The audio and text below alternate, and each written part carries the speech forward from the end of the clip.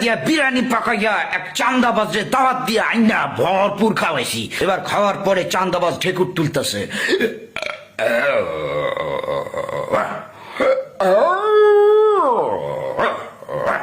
আমি বললাম, কিরে কি খবর, কি খাইছস,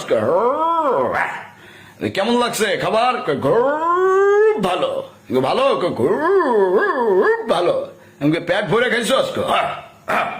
বাহ, তাহলে মন খুললে একটা হাসি দে, এবার হাসে।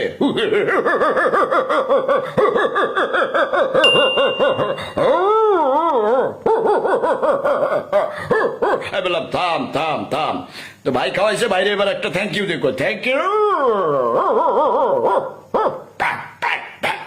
Thank you.